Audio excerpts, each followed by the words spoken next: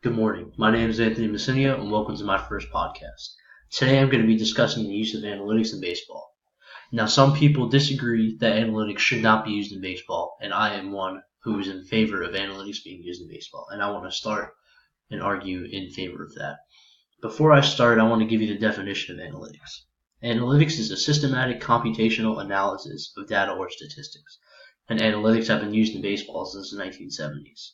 But with that being said, analytics are being used more as of late. In the last decade, more teams are using analytics and are using them to benefit the players, the management, and the organization as a whole. Every major league organization has at least 3 staff members who are part of the analytics field. Baseball is a game where statistics are measured and analyzed about the best 9 players on the field at any given time. So it makes sense to use analytics to assist in doing that, right? I think so, but some people disagree, and I want to give you my reasons as to why I think it should. I want to start this argument by discussing the shift in Major League Baseball.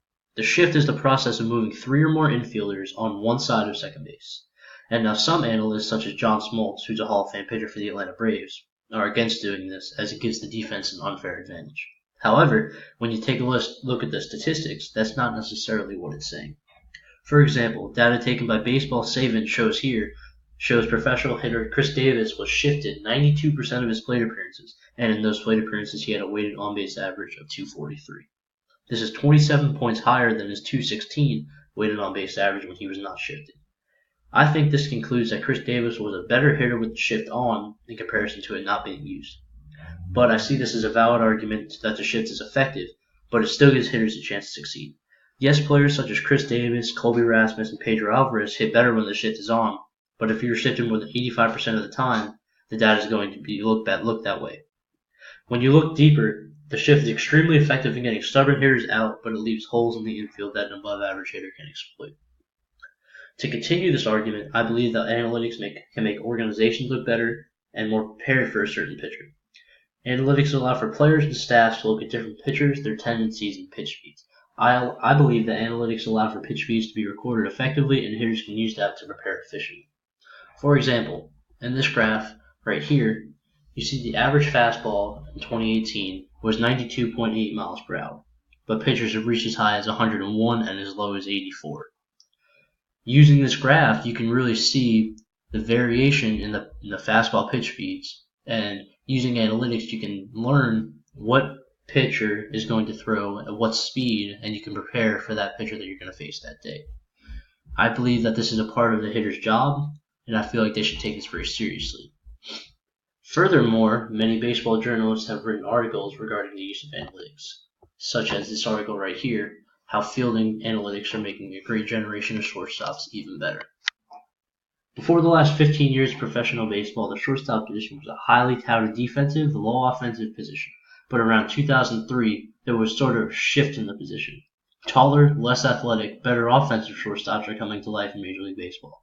But analytics help these shortstops stay elite defenders and give them the best chance to succeed. Analytics provide insight on where to position themselves on certain hitters, and it gives defense the best position to get the hitter out.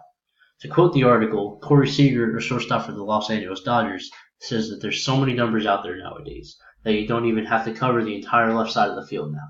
You look up the number, you cover 5 feet each way, and that's pretty much all they ask out of it. It's definitely helpful, and it's definitely changing the way they play. It's been nice.